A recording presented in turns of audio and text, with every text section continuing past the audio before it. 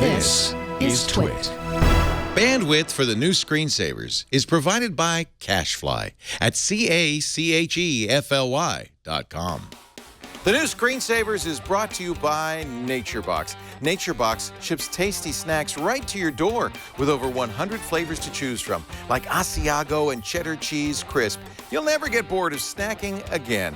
Get your first NatureBox on them at naturebox.com/twit. And by IT Pro TV.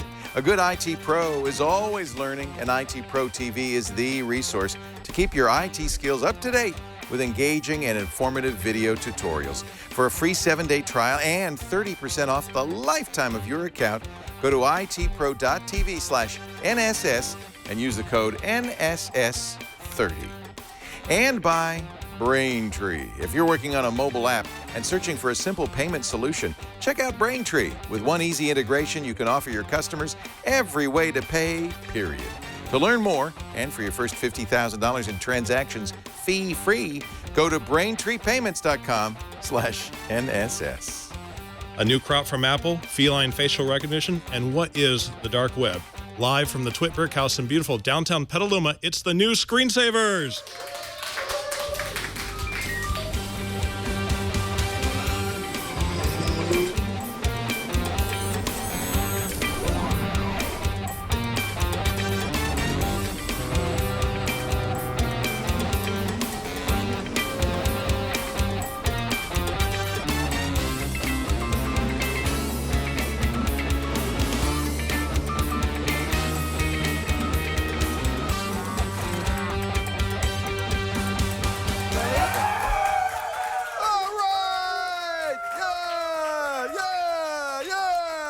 Welcome to the new Screensaver. Sarah Lane, good to see you. Good We to got to see get you you on the Segways one of these days so you can be part of the show open. Okay. I've never actually ridden a Segway. You Can haven't? you believe it? No. so All the much times fun. that we used to have Segways back in the old Tech TV studio, the boys never got off the Segways. The girls never got a chance. So we would call her, we'd just be like, no. Can you stop riding that? Yeah, so we would can- you know. We got two in the back, right, Lisa? Lisa wrote them in today. So Really? after the show, yeah, we'll get you on the green screen. All the way from your house? Yeah.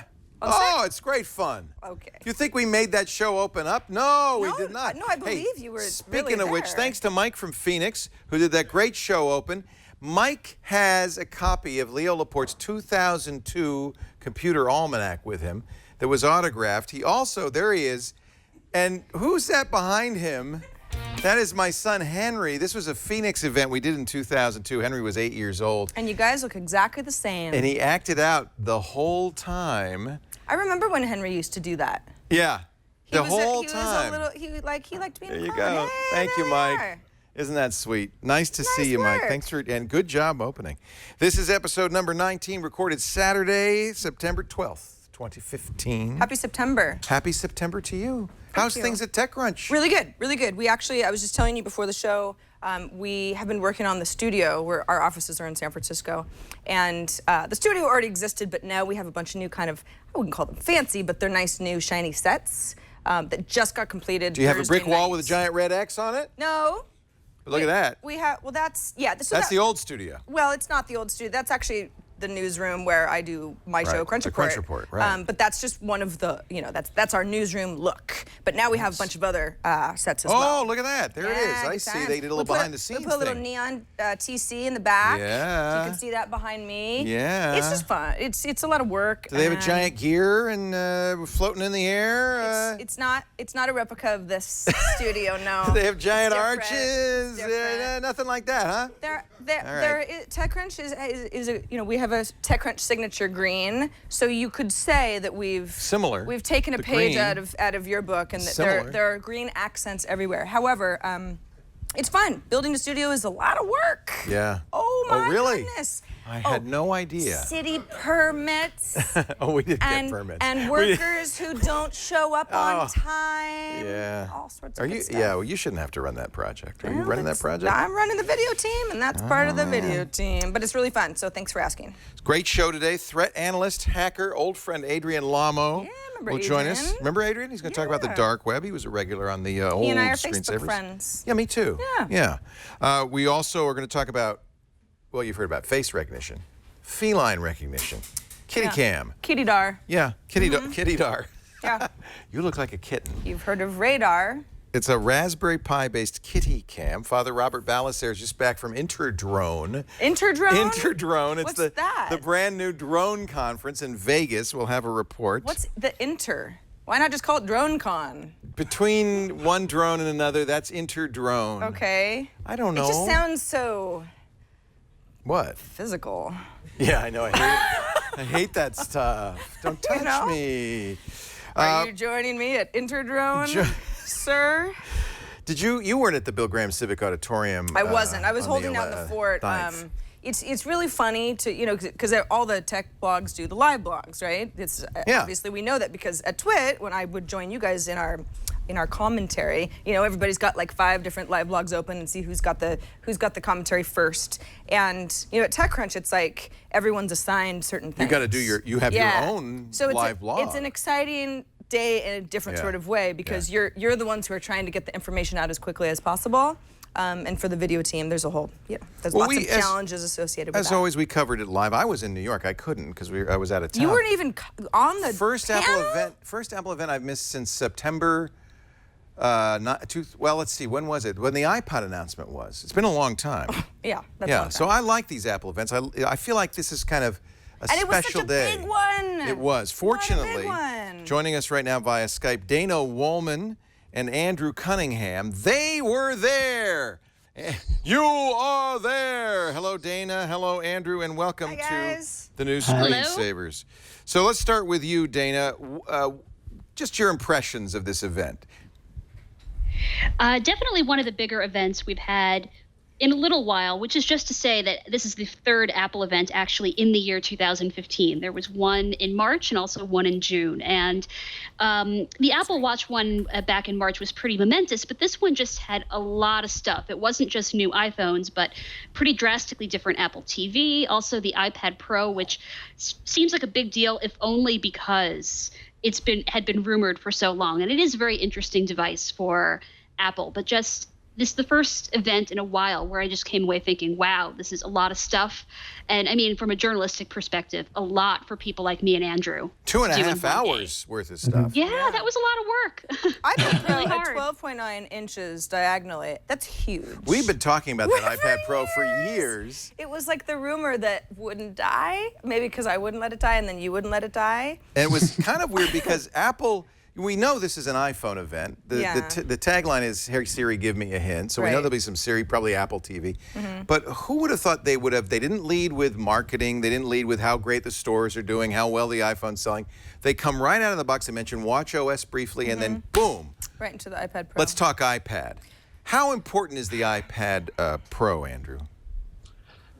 It's for the last, how many quarters is it? It's been like a year, maybe a little bit more than that. The iPad has been on like this year-over-year sales decline. And I think that Tim Cook and everybody else at Apple has been trying to think of like ways to goose sales a little bit, to get more people buying iPads who aren't already buying them or who, don't already have one. And the iPad Pro definitely appeals to an audience that I think the existing iPads just don't appeal to. It's got like the Apple Pencil. It's got the keyboard accessory, like the official one.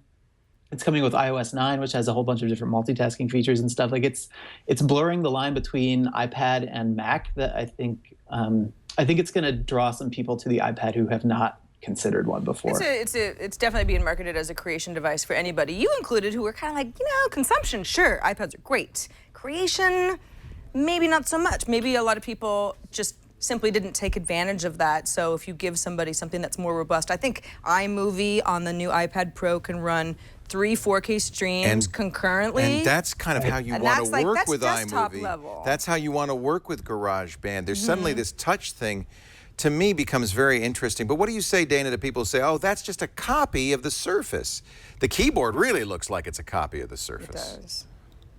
Well, it is a little bit of a copy, and it definitely, and I think it's easier to be a little harder on Apple in that sense, just because Steve Jobs himself once panned the idea of a stylus. And everybody Tim Cook, brought that up, but that was like 2007. That was a long time ago. you know, and Tim Cook made his famous comment about how, what was it, people didn't want a device that combined a refrigerator and a microwave, something like that.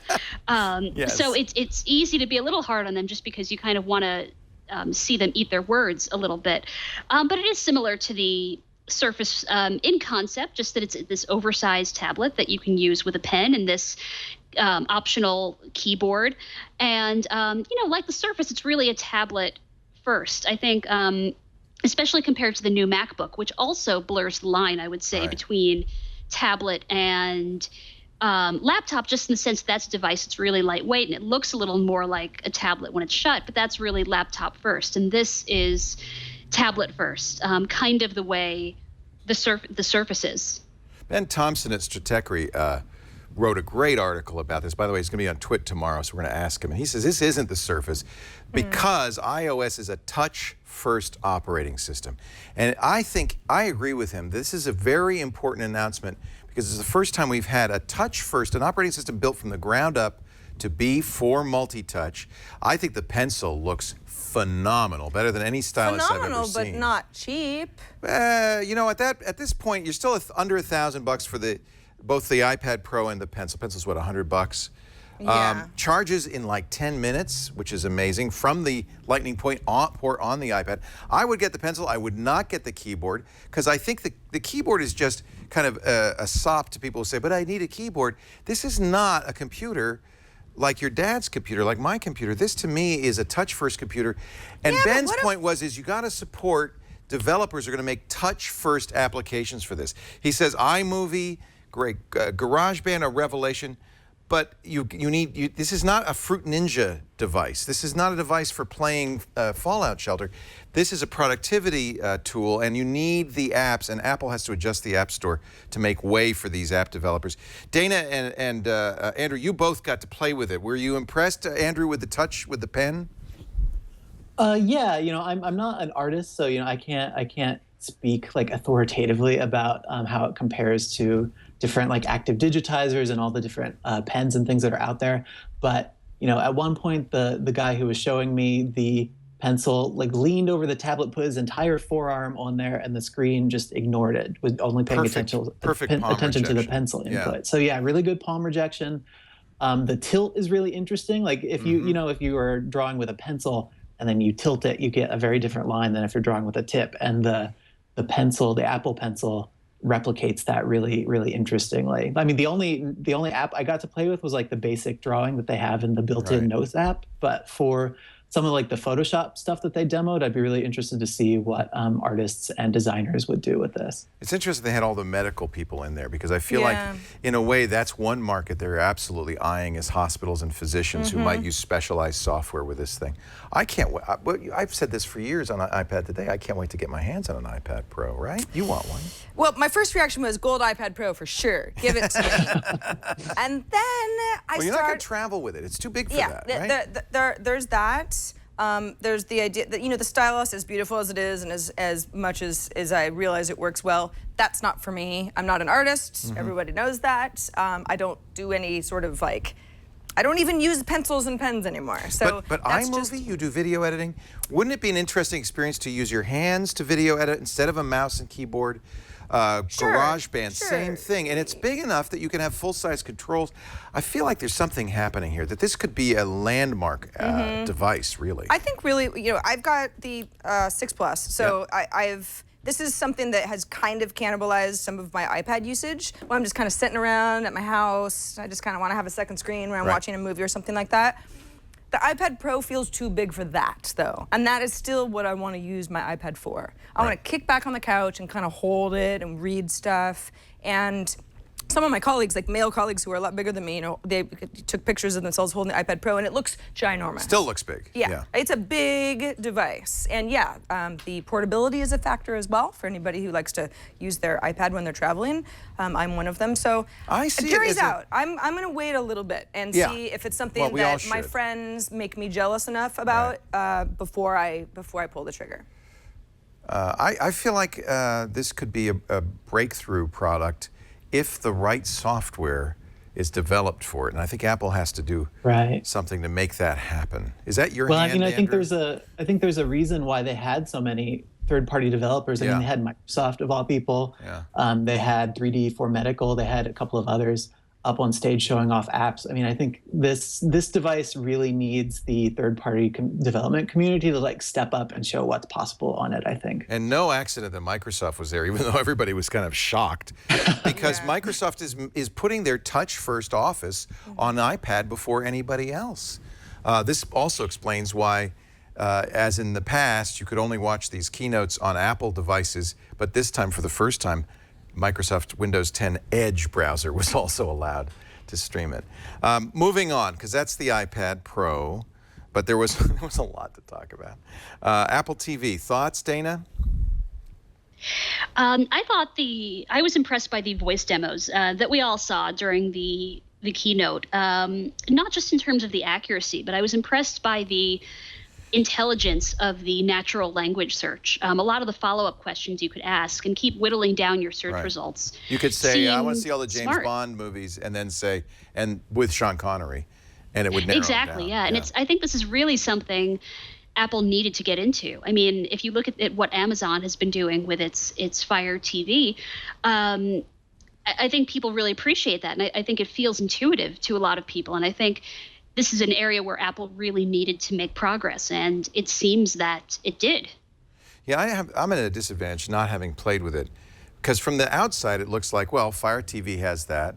It looked like a Nintendo Wii, like, okay, bringing the Wii games, Crossy Roads for 2 players back to the home isn't innovative. It didn't feel like, it felt like it was playing catch-up rather than innovating in that space. There's something about the Apple TV that, I mean, I've always been a fan of it. I have one, the current one. But you probably also have a Roku, right? I do, but I really don't use the Roku anymore for much. TechCrunch has a Roku app, but we don't have an Apple TV yet, but we will soon. And that's the thing that I think is that's so exciting for me too. That's the SDK, the fact that third-party developers will now be able to have apps. People like us can pick and choose and organize apps for our Apple TV. I think that is a really big deal. I think it's a bigger deal than a lot of us realize. It's kind of like everything that was big got small, and now everything that worked well small is now getting big again. I think that the Apple TV is going to create this need for apps that no one's even thought of that really need a big screen. Because right now, we've all gotten used to saying, okay, well, what looks good on a screen that's no bigger than phablet size, right? Or maybe iPad or tablet size. I have to say, True Player Crossy Road does look like a lot of fun. So I'm not going to play any games because that's not what I want to do in my living room. I want to chill. I want to chill out, not play Crossy Road. iPad, Apple Watch, Apple TV. Oh, by the way, one more thing. We're doing new iPhones. Right. Yeah. By the way, nothing we saw we didn't already know from the rumor blogs, right? Were there any surprises, Andrew, at all? I mean, if you're really into the chip stuff, like the Apple A9, usually the rumor sites do not get into that kind of thing very often. But then again, Apple doesn't really tell us much either. So the 9X on the iPad Pro, they said, was 1.8 times faster. Right. Yeah. It's really interesting how they keep they don't double every year, but they come close most years. Kind of impressive. And they're the only company that can use their chips, and yet they're one of the most interesting mobile chip makers that I think there is right now. So I mean, in that sense, yeah, that was interesting. But as far as the 3D touch, the new camera capabilities, I think pretty much everything else we already knew about. You did the 3D touch. I'm very skeptical because I've used Force Touch on the watch and Force Touch on my MacBook, and it's confusing. I don't know exactly what's going to happen. I don't know if I've pressed hard enough. But everybody who was at the demo said, oh no, this works much better. Was that your experience, Andrew? Yeah, I mean, I think part of it is just that the iPhone is more responsive than the watch, just because it has so much more power behind it. And the new Taptic engine and the 3D touch feature, I think, is a little more granular than Force Touch is. Like Force Touch, you're either pressing down hard or you're not. With 3D touch, they're emphasizing the difference between a light touch and a hard touch. And it has feedback, right? So you know what you've done. Right, yeah, it buzzes at you. And it buzzes harder if you've done the harder push and less hard. Yeah, like it's That's pretty right. good at giving you feedback. So like if you were on the home screen, a lot of apps like the camera, photos, if you hard press on them, they'll give you what's basically like a right-click menu, like a contextual menu with some shortcuts. But if you try to do it on an app that doesn't support that, the phone will still buzz at you. It just like won't do anything. So it's still giving you feedback, like based on how you're touching it, like even if it doesn't actually do anything to touch it that way, you know?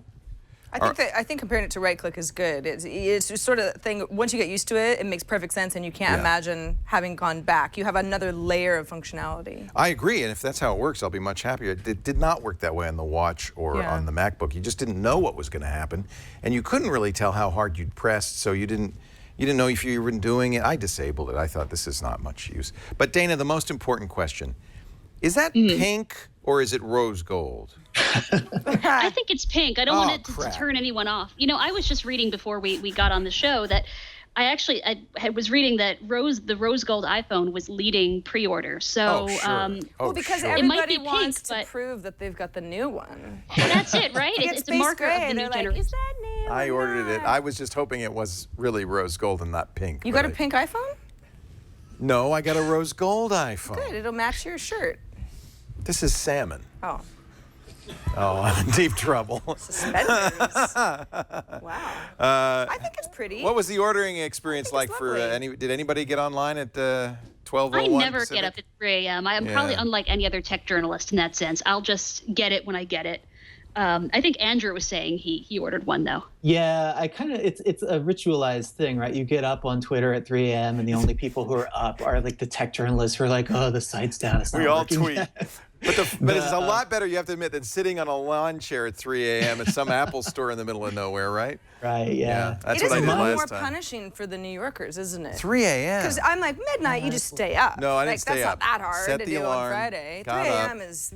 But I was smart this time. I pre-filled all of the stuff on the App Store on the iPad. I thought that was my best shot. I was ready with both the website and all the carriers, just in case. It was a little scary because at about 3 hours before the opening, the whole site, all of Apple.com was gone. Yeah. That's that's not a good error. Disconcerting. Href error, can't find page. I mean, like a bad error.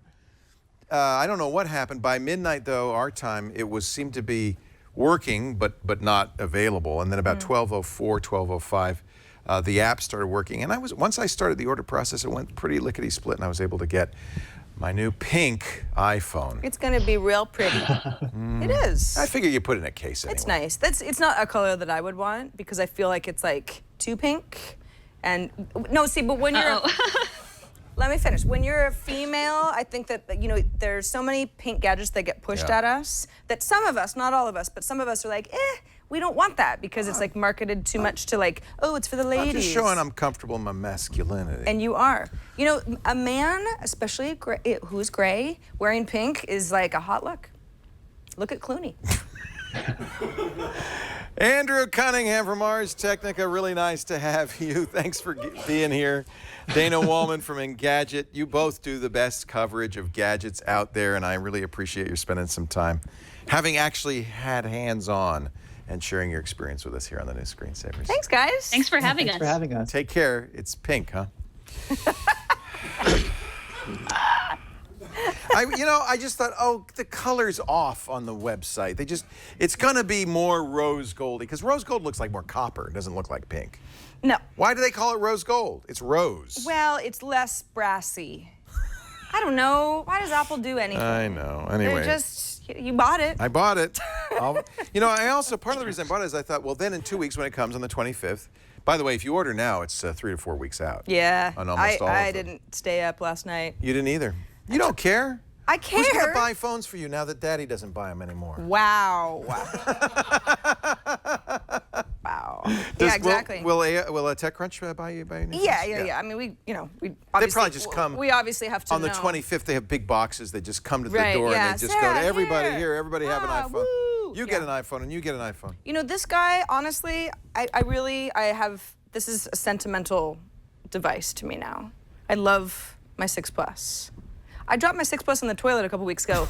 Didn't even die. Didn't even die. No, it's Amazing. a road warrior, and I'm not going to get rid of you just because there's a pink option. You're good. As you know, I'm mostly Android, but I'm very interested in the new iPhone. They fixed the keyboard problem because now they have a lowercase and uppercase on the well, that's an keyboard. iOS 9 thing. Yeah, but that's a fix. Yeah. And then I want to do Facebook mentions, and the only way you can live stream to Facebook if you have to be a verified Facebooker, and you have to have an iPhone. They don't support Android, so.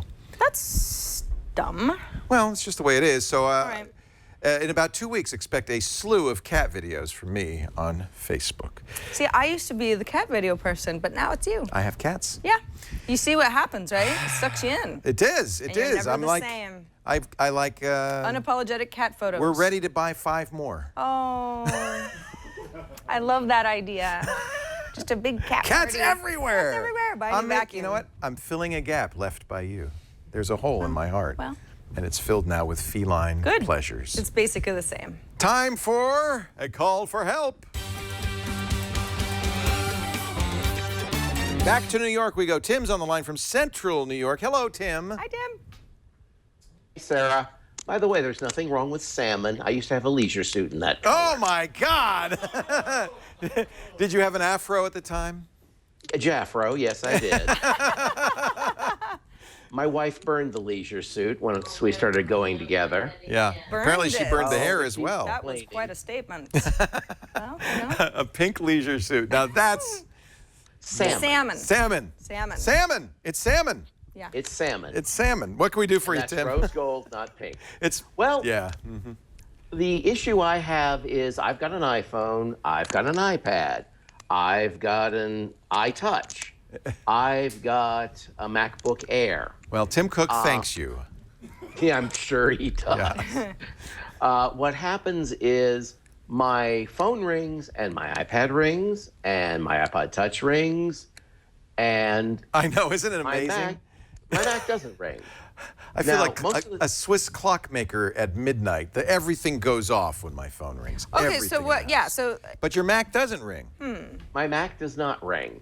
And I'm sitting here going, most of the time I'm sitting at my Mac. I mean, Right. at the dining room table like I am now, or I'm at the office and my phone is in the other room, or, something else, or I'm at Starbucks and my phone's in the car. And my wife is in the background making commentary. I can hear her. Yeah. Oh, Just- I can hear you, Tammy. I think, I might be wrong, but I think I heard her go, Yes, you did. Okay. go Tammy. She's usually the one who's doing these things because Yeah. she's a popular kids writer. Oh, really? What does she write? Tamara Pierce. She writes fantasy for teenage girls. Oh, my gosh. That's what's wonderful. We I'm think not it a is. teenage girl, even though I am wearing pink, but Sam. yeah, salmon. But more but of a that's puce I bet you when there are you more really than a look few at people it. watching go, Tamara Pierce's husband's on the phone. That's Yeah, nice. I'm pretty sure your daughter might at least know think so. of Tammy. Even What's if the she doesn't. series? It's called The Song of the Lioness. Is one of her universes. Well, actually, the Tortall universe, and it's basically European medieval fantasy. Wasn't it supposed to be your phone call? Well, yes, it is, Tammy. And the other is the Circle of Magic. I universe. want to read this. This looks great. I love that kind of stuff. So Well, you can find it actually full cast audio. Bruce Koval, my nice. teacher is an alien. Yeah. His company, his audiobook company, did a number of audiobooks of Tammy's novels. But I was in them, and Tammy narrated, and as well as having written the original books. And actually, Bruce Koval's in them as well. fun. But that's not really why I called. I think I'll be honest with you. I'm pretty sure my daughter read Alana, so I think that we do have a fan in the family. Oh, that's good. Yeah. You'll find the audiobooks on Audible. I will and listen I know to 'em, you're yeah. a huge Audible fan. Absolutely, yeah. So you're trying to do what Apple calls handoff, right? Mm-hmm. This is the ability. It's like when they announced continuity. That was. I'm so confused between continuity and handoff. I think it's like continuity is the concept and handoff is actually the verb, right? Like you're Okay. handing off between devices, which is part of Apple's continuity Got it. feature. Now, of course, this requires Yosemite. Are you using OS 10, 10.9? Yep. Or 10.10, I Yosemite. guess. Yep. 10.10. I just Yep. checked it. Or Okay. actually checked it before I came on. To use handoff, sign into the same iCloud account on all devices, right? Mm-hmm. Okay. Turn on Bluetooth on all the devices you want to use. You've obviously done that because when your phone rings, the other devices are ringing. Make sure that's true also on your Macintosh. Actually, the Mac needs Wi-Fi, so make sure you're all on the same Wi-Fi network. That may be one of the issues. Let's see. You can multi-track. I think what you have to do in on the Macintosh, I believe, if you want to make phone calls or answer phone calls, you have to be using FaceTime. Your FaceTime has to be signed into that account. Go into your FaceTime settings and make sure that that phone number, your iPhone phone number, shows up as one of your FaceTime numbers, okay? Okay. Apparently, Wi-Fi calling needs to be off, which is too bad because that's a nice feature that iPhones offer on T-Mobile. I'm on T-Mobile, and I know. I love it. So disable believe it or not, disable Wi-Fi calling. Yep. If you're using T-Mobile and you're using Wi-Fi calling, can't have it both. Then you should be able to, in Contacts, in Safari, or in FaceTime, type a phone number in and make a call, and that won't obviously come from your computer. It'll come from your iPhone. Similar, once you can do that, you should have your computer should ring when your iPhone rings, and you should be able, I get this, it says pick up or, hang up. And you can actually talk on, I've done this on the iPad in the loo. I shouldn't probably say Likewise. that. That's how I know it works. Nobody wants to know. That's a little too much information. Yeah, you know what I've always noticed? I have all of my iPhone, my iPad, and my MacBook are all on the same iCloud account using FaceTime, and my MacBook always rings first. Yeah. Like there's a solid almost 5 seconds Isn't that where interesting? my phone hasn't done anything yet, but I know someone's calling me because I see the notification on my MacBook. So Apple has, and I've been showing this, a support document, HT204681, HT204681. This describes the process step by step that you have to go through. I'm betting it's something simple like maybe Wi-Fi calling is turned on your iPhone. You also have to turn off iPhone cellular calls, which is a little concerning, but it's happened to me. It works fine. What does that mean, turn off iPhone cellular? Oh, no, that can't be true. Yeah, that can't be you true. need that. That's if you want to use your Mac all the time or something. Yeah, because otherwise you'd have to be turning it back on every time you left your Wi-Fi network. Yeah, that and makes no sense. That doesn't, Yeah. I don't do that. Anyway, I hope that helps. There's a few settings and a few things you might want to watch out for. Where are you in Central New York? Actually, Syracuse. Syracuse. Same town that Aaron Sorkin went to college in. Yeah, a lot of people go. Are orange men, as they say. Well, we're not orange men, but we live. I'm a pink man myself. Salmon. Hey, salmon. Thank you to Tim and Tammy from Syracuse. It's great to talk to you. Hi, Tim. Great to talk to you both. And I hope that helps get everything working. I hope it does too. You have a good day, Leo. Sarah. Right. Bye. I think Bye, I see Tammy. Tammy's books were right there on the bookshelf back there. I swear to God, I know that Abby read Alana. I'll have to ask her. I met the guy. Would you like to be on the show? Ask a question? We would really like it. Here's how. Need tech help? The new screensavers are here with answers. Email your tech questions to newscreensavers@twit.tv. I know there's one thing you miss at TechCrunch, and that's your regular dose of Nature Box. Oh, I thought you were going to say all of my old coworkers. Nah, you don't miss them, but I bet you miss salted caramel pretzel pops. Yes, I do. Or I know you love the Big Island pineapple. Oh, I just like the caramel better. Those You are ate, what was that we ate? Like all of them. It was peanut like butter nom noms. Yeah, Really no, like there was those. the yogurt pretzels. Oh, Like yeah. like your last day here. I think we kind of drowned our sorrows in yogurt pretzels. Anyway, Nature Box. It's good for when you're happy. It's good for when you're sad. It's good for anybody. It's the best way to get your snacks mailed to your door each and every month. How about a whole wheat chocolate chip cookie bite or a strawberry lemonade fruit square? You want to get smart about snacking, and Nature Box is great because it is full of flavor without any of the junk. No high fructose corn syrup, no artificial colors or flavors. Zero trans fats, just fun, flavorful snacks made with ingredients you could trust. And by the way, you'll never get bored because they already have 100 More than 100 healthy and crave-worthy options and brand new snacks every single month. Yeah, look at that. Those are Whole wheat vanilla animal cookies. Yeah, I think so. Get your first do box it. on us, naturebox.com/twit. A trial of their favorite, most popular snacks delivered to your door. By the way, once you sign up for NatureBox, you can go on there and you can choose gluten-free, you can choose vegan, they're sweet, savory, Why spicy. are animal cookies so good? They're just great, aren't they? They're just great. Yeah. Animal Get in there. crackers in my bed. Yeah. Talk and eat, man. Come on. Be cool. NatureBox. I don't have a spit bucket. NatureBox, that's what they do in the movies. You know, they pretend to eat. I just want to eat. And the trach is That's all I over, wanna and they do. go, but see, NatureBox, you wouldn't do that. So good. NatureBox.com/twit. We thank them for their support of the new screensavers. Go there right now. Get your NatureBox. You can take this with you if you want. Bring it back to the folks at TechCrunch. Show them what it was like working at Twit. I will. Free snacks. I'll be like, watch out. Have you ever heard AOL. the term dark web? Yeah. I have. Do you know what it means? Well, it's where a lot of stuff happens behind the scenes, and a lot of really smart hackers hang out, but a lot of really bad hackers hang out too. Apparently even Facebook's on the dark web these days. We're going to find out with Adrian Lamo, one of our favorite hackers. Used to be on the screensavers all the time. I don't know if I would say. There he is. He snuck up on us. We'll do that in just a second. He's my favorite I hacker. tend to do that.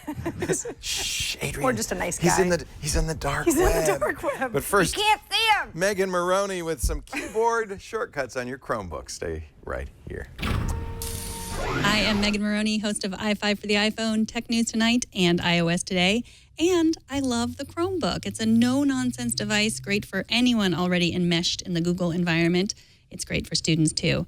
If you want to master your Chromebook, you're going to want to learn some shortcuts. I could show you my favorites, but frankly, I don't have the time. And who's to say my favorite shortcuts are your favorite shortcuts?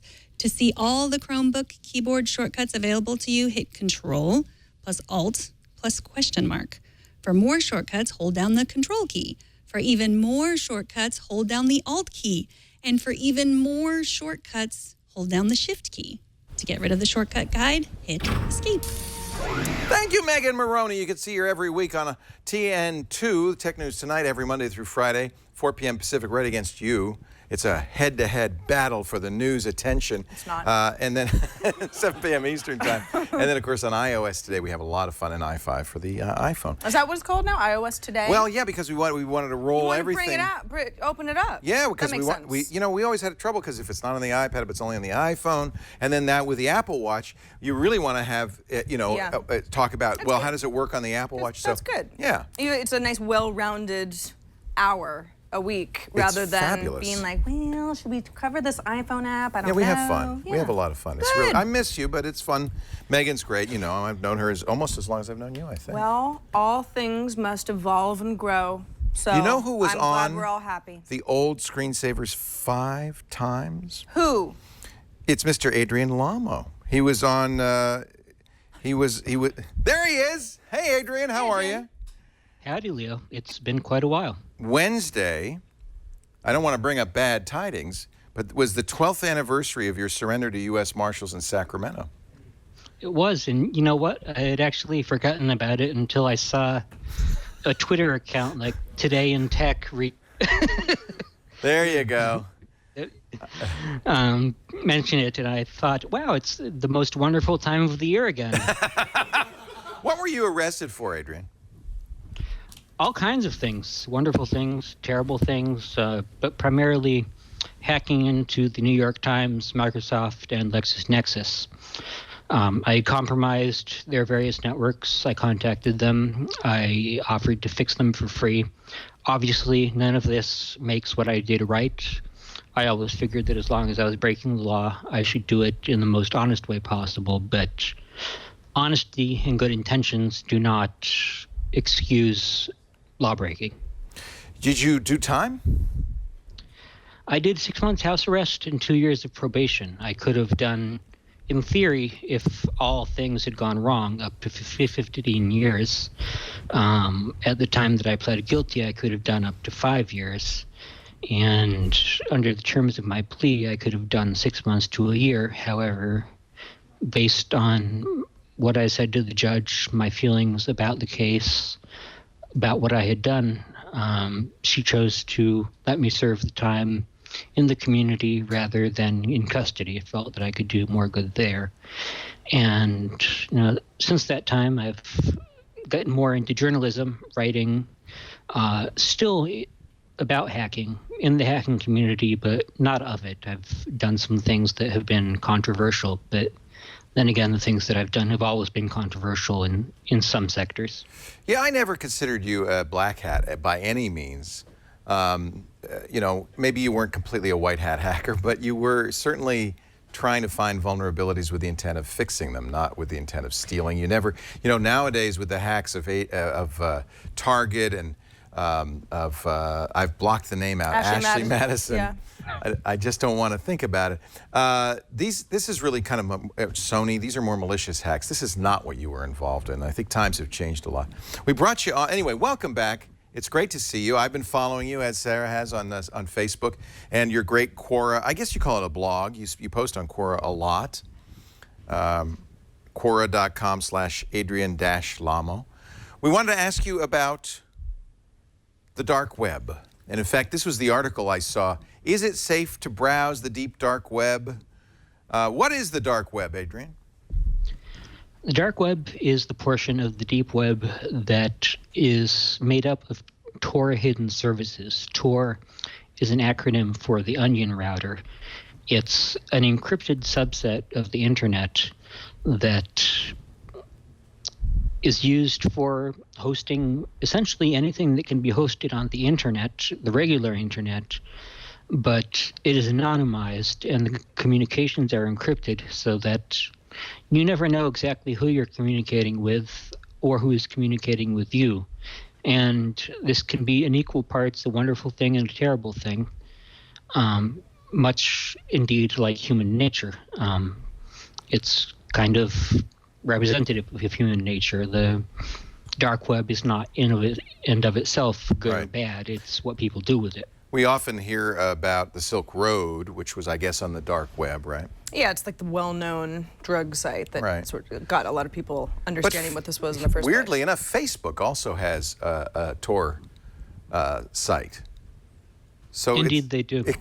I'm not sure. Why does Facebook? I didn't realize that. I know. Isn't that weird? Yeah, until they did today. that. I think they did that last year.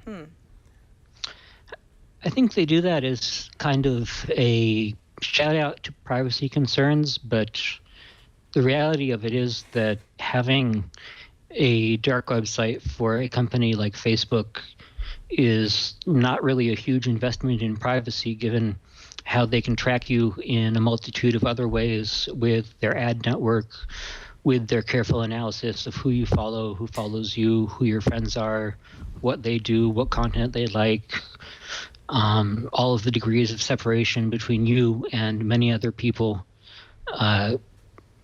Really, their interest has never been in what address you come from.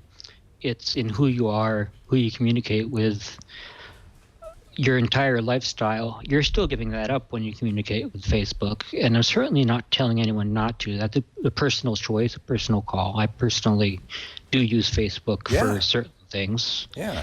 I have my personal public Facebook page at facebook.com/felon, which I felt was descriptive. I'm surprised there wasn't more competition for that address. You'd be surprised. So should we worry about the dark web? I mean, why not just do it all out in the public? Why do we need a dark web? Because on the regular internet, you are very dependent on a wide array of people. You're dependent on your credit card processor when you pay for services. You're dependent on your internet service provider not to monitor you and sell logs of what you do. You're dependent on the websites you visit not to track you.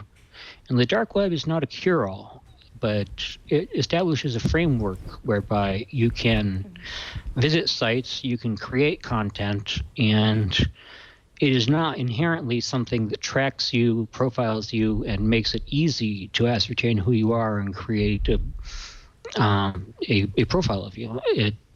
You still have to take measures.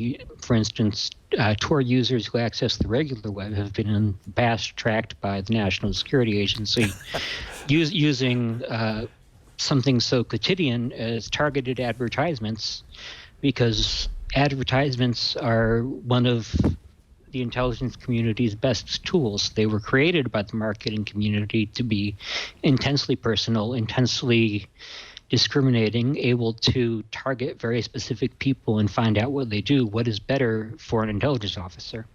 Adrian, is it frustrating, if you're somebody who is accessing the dark web regularly because you truly care about your privacy and security, and the fact that, yes, something as innocuous as an advertisement being targeted at you, still that does have meaning, and some people don't feel that should be happening without their consent or that sort of thing.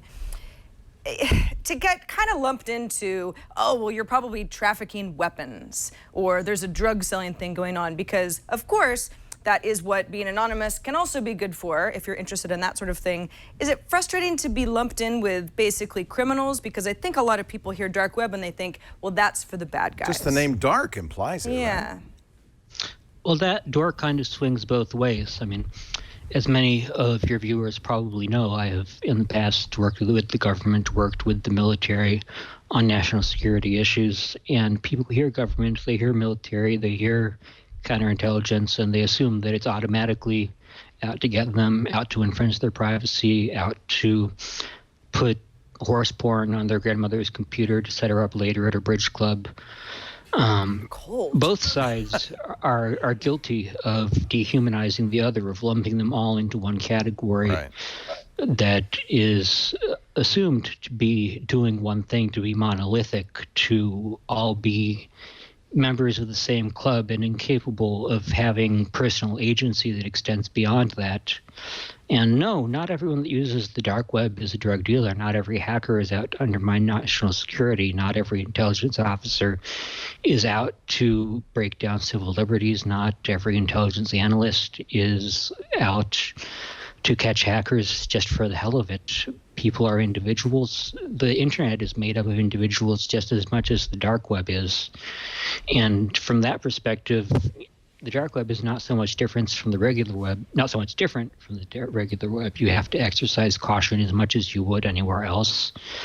From a certain perspective, it can be somewhat safer because services from like the Tor browser, or platforms like the Tor browser, can be built to be safer. They deny certain active services like Flash or Java from executing by default, which are frequently used to target and identify users. I watch Mr. Robot, so I understand this stuff.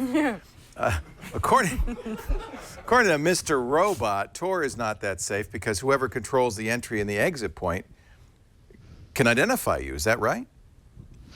Yes, but that's also true about these ubiquitous things called web servers and routers. Oh, them. So what you're saying is it's a little bit more private.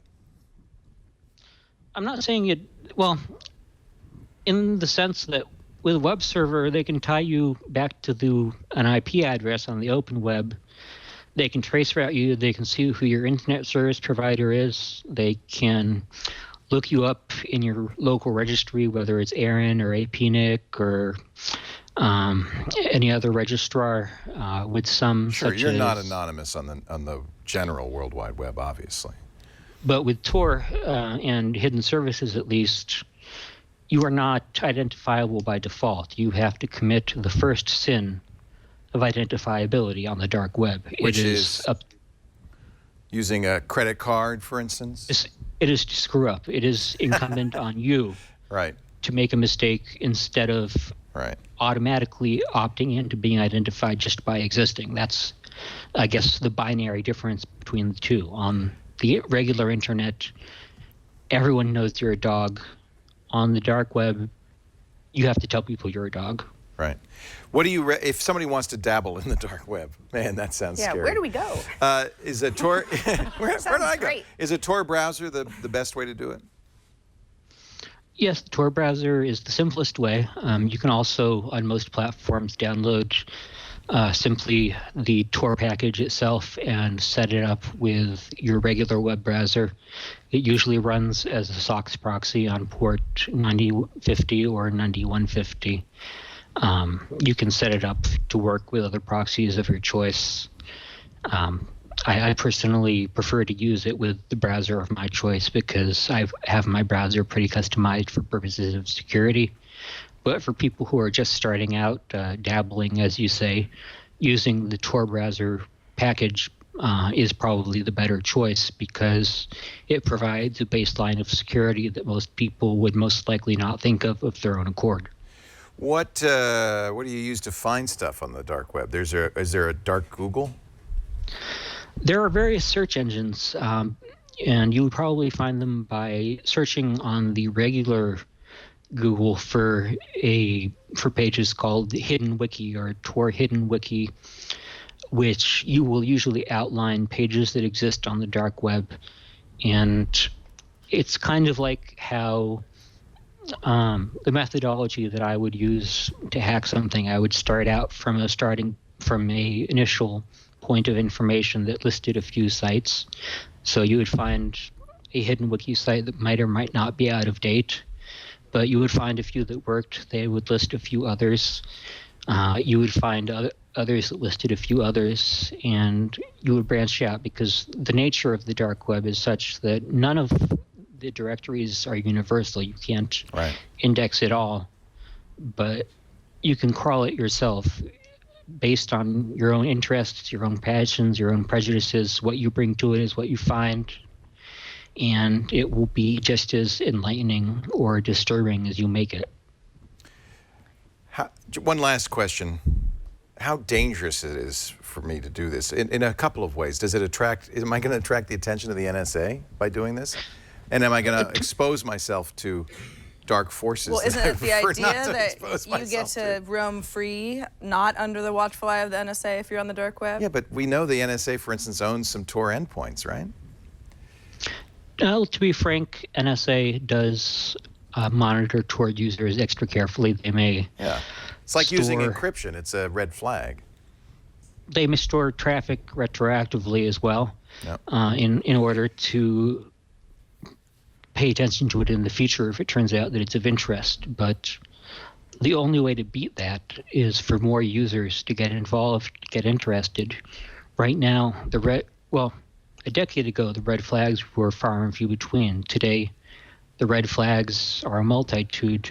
Right. If more users continue to get involved, to get interested, to check it out, to see what's this all about, to use encryption in their daily routine, it'll become a mob. And perhaps a decade from now it will become a movement, and there will be no point in monitoring because it could easily be everybody. Yeah, I know that when I use PGP in my daily correspondence, that every single one of those emails is going to get stored by the NSA. But the more of us that do it, as you say, the more noise there'll be, the less useful that will be. Hey, it's good to talk to you again, Adrian. I think it sounds like you're doing well. Definitely better than I have been at points in the past. I've faced some challenges, and I've come out on the other side a somewhat different but stronger person. He's on Quora, Quora.com/Adrian-Lamo, or @6. He has the world's best Twitter handle. The number 6. How'd you get 6? Yeah. Well, it's kind of a double feature. I've always been a fan of the old TV series The Prisoner, number 6. You are number 6. It was number 1. And I'm also a very big fan of the new Battlestar Galactica. I watched the old Battlestar Galactica as well when I was a kid on the Sci-Fi Channel and it ran reruns. But the new Battlestar Galactica, I was always a fan of the nuanced character of the blonde number 6 and her relationship with the not exactly irredeemable Gaius Baltar. I've always felt that he's Baltar. Are you Baltar? I don't think of myself as anyone in particular except for Adrian Lamo, but I'm a fan of the idea that there's nobody that if you dig deep enough, you won't find some act of theirs that redeems them. Nobody's a one-dimensional character. Come back, spend some time on triangulation, would you? I'd love to talk about Chelsea Manning and what you're doing, and there's a lot to talk about with you. So if you have some time, we'd like to spend more time with you. Thank you, Adrian. Thanks, Adrian. I would love to catch up. Thank you very much for having me. Adrian Lamo. And if you want to send him secure email, keybase.io/comsec. I'm also on Keybase. It's a great way to spread your PGP key, your GPG key. Keybase.io/COMSEC. There's a little bit of just talking about the dark web and some of the websites that we were looking at where you're kind of getting directories that just remind me of the early days of the internet in general. Me too. It's exactly my thought. Because most people are like, what? What are you doing? In the early days of the internet, there was no global directory. You would gopher to a site, and then you would gopher to another site, and you would follow the links down the rabbit hole. And the people who kind of got it were, a few steps ahead of the general public. I think you're exactly right. It's kind of, it's like the old interesting. days. It's nostalgic, really. It was fun to see Adrian again. He was many times on the old screensavers. Good to have him back on the new screensavers. Now, are you ready to talk earthquakes? Why would you want to report an earthquake, and how would you do it? Our earthquake expert, Julian Lozos, has the story. Hi, I'm Julian Lozos. I am at Seismogenic on Twitter, and here's my tip for reporting an earthquake, whether or not you felt it. If you live in California, you've probably been woken up by an earthquake and wanted to check what was going on.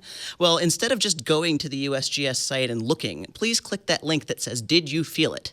Your description of what you felt is a really useful tool for us understanding exactly what happened in terms of the ground motion in that earthquake.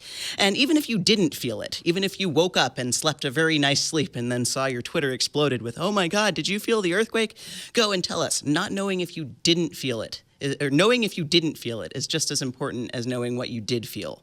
So again, that's "Did you feel it?" Please fill it out. Our resident seismologist. Great to see Julian almost every other week, every week or so. He's great. I'm going to get him back and talk about the big one. But first, coming up, feline facial recognition, kitty dar. I'm excited about this. Before we talk about that, though, let me remind you about our sponsor, ITPro.tv. ITPro TV is a great solution for anybody who's in IT and wants to polish their skills or wants to get into IT. Sometimes you got to get that job. You got to get those certs. You got to study for the certs. Going to a technical college is very expensive. Buying the materials can be expensive. But there is no more engaging or more affordable way to polish your IT skills to get that cert than ITPro TV. They're dedicated exclusively to the world of information technology, and they are fabulous. They kind of model themselves after Twit, and I was very glad to see it. Tim and Don have been doing IT training for a long time. They wanted to build a studio where they could do this content. They now have 2 studios, 50 hours of new programming every week. There's Don Pezzett. They stream live, on demand, worldwide, via Chromecast. They have a Roku app. Actually, the new iOS and Roku app are great because you can pick up where you left off. The episode libraries are getting bigger all the time. Well, with 50 new hours every week, you can imagine. Apple, Microsoft, Cisco, A+, CCNA, Security+. They've got the great ethical hacker training for the CEH certificate, Hacking Forensics Investigator. There's a job. You would have a job instantly. Cryptography. Sean-Philip Oriano teaches those. He does a great job. You get things like the Virtual Machine Sandbox Lab, so with any HTML5 browser, you can configure and run a Windows server and clients. You don't have to own Windows. You don't even have to have a Windows machine. The Measure Up practice exams are included. They're worth $79, so you could take the test before you take the test. You could talk with hosts during the shows, and they have web-based Q&As like study groups, so you can really polish up your skills. There is, if you're interested, corporate and group pricing available at itpro.tv, and their clients include Harvard and MIT and UCSD and Stanford. Here's the deal. Check out itpro.tv/NSS. You'll see that subscriptions normally are $57 a month, $570 for a year. But when you use our offer code NSS30, you'll get a free 7-day trial and 30% off your subscription forever for the lifetime of your account. If you buy an entire year, that's $400 for a whole year, less than $40 a month. It's a great deal. All this week and next, they're recording new courses on CompTIA's Project Plus and the MCSA for Windows 10. All you need is a basic account, and you can watch their live stream free Monday through Fridays, 9:30 a.m. Eastern Time throughout the day. And they're also going to SpiceWorks 2015, the Spice World IT Conference in Austin. That's September 23rd through the 25th. If you see them at Spice World, wave to Tim and Don. I just think they're great. I really love what they're doing for us, for those of us who want to get those skills. They're fans of Twit, and we're fans of IT Pro. Go to itpro.tv/NSS. Use the code NSS30 to try it free for 7 days and save 30% for the lifetime of your account. You ready for the kitty dar? Sarah Lane has a story. Sarah? Yeah, I'm actually really excited about this because, the last time I was on the Screensavers, the new Screensavers, I got the cat segment, and today is the second cat segment. Not that you're typecast or anything. You guys know what I like. I'm totally cool with that. I'm here with Tomomi Imura, who you might know as Girly Mac. That's sort of been your blog name, I guess. Right. Your Twitter name or any names, GitHub name. Yeah, it's your internet name. Yeah. And you're actually on the show today. We're going to talk about a few things, but I want to start off with the Raspberry Pi Kitty Cam, which is something that you built. You have a cat. You obviously want to monitor your cat when you're not around. And show me what you're holding and explain how you made it. All right. So this is my fun little project. I've been working on weekends and free time called the Kitty Cam.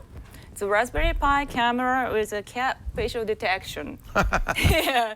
So the hardware is Raspberry Pi 2 with a camera module and a PIR motion sensor. So what it does, basically what it does is it detects motion. So whenever it detects something moving around, I usually set this by a cat dish. So whenever something's around, my cat's around, the software triggers a camera to take photos. Then it has some image processing. So once the cat face or cat body is detected, it's sent to the cloud storage service. I'm using Cloudinary. And at the same time, I'm publishing this data, which is a timestamp when the photo was taken and the URL of the photo is sent to the storage by using PubNub. That's a data streaming service. So I can establish some sort of real-time connection. So I have separated a web page. Yeah, that's a web page that subscribe the data, just send it to that server, so you can monitor the cat the real time, and that's on browser, so you can basically access it anywhere, anytime. So it's motion detection. You said it can be convenient to put it down by the kiddie bowl.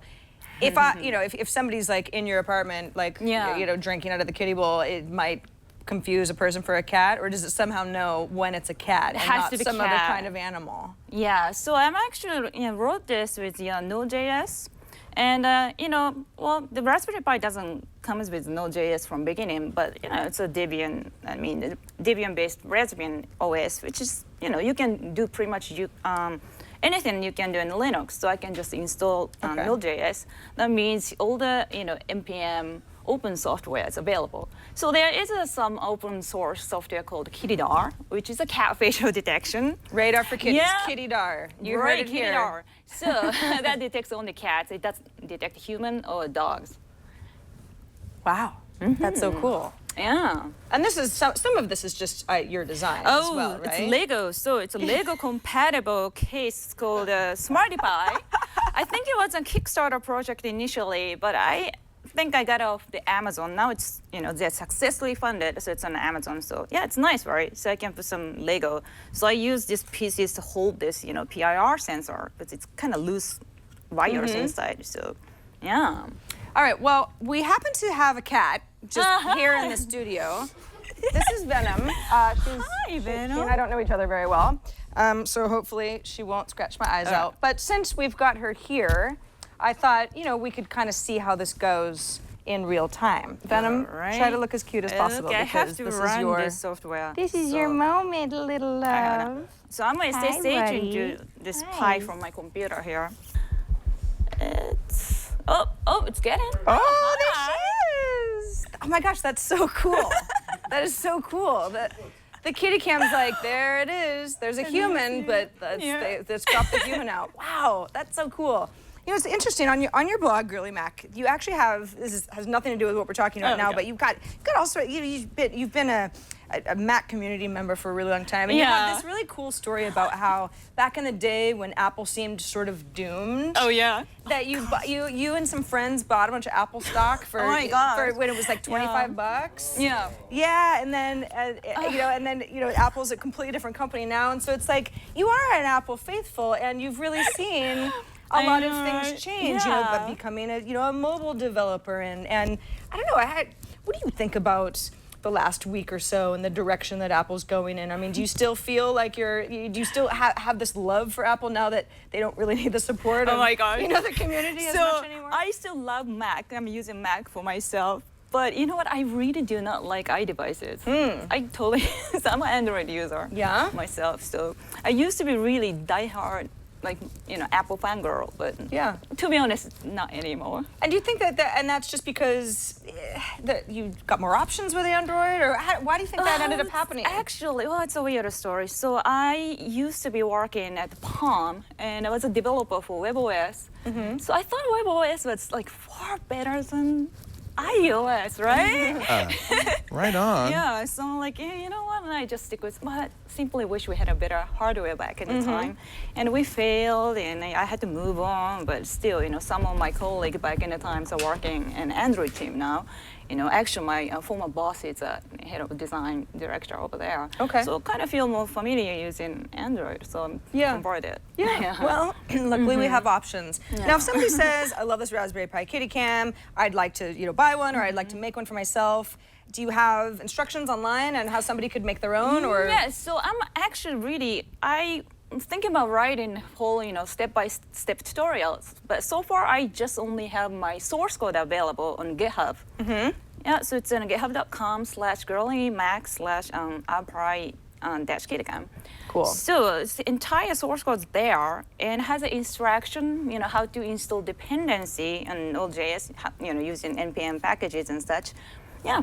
So you can pretty much follow the direction, but I get some reports. So a lot of people already have tried, and apparently if you are using older Raspberry Pi, it's not working quite as well. It works, but it takes like 20 minutes to the face detection. I see. Yeah, so because memory is like half as much. So you're better off with the newer. Yeah, the newest Raspberry Pi 2 I recommend. I'm going to assume that this is not something that you're doing full time. What do you do when you're not building kitty cams?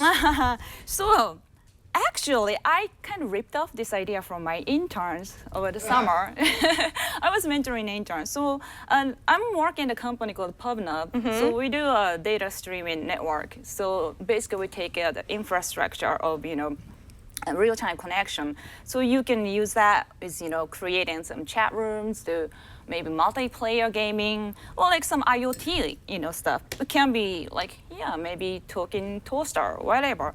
So I'm working as a developer evangelist. So many times I got a chance to create some cool stuff. Although I didn't spend any of my work time to make this, but I just try to create some fun demos and blog about it so people can, just replicate or maybe get a better idea than what I provided and use, our technology.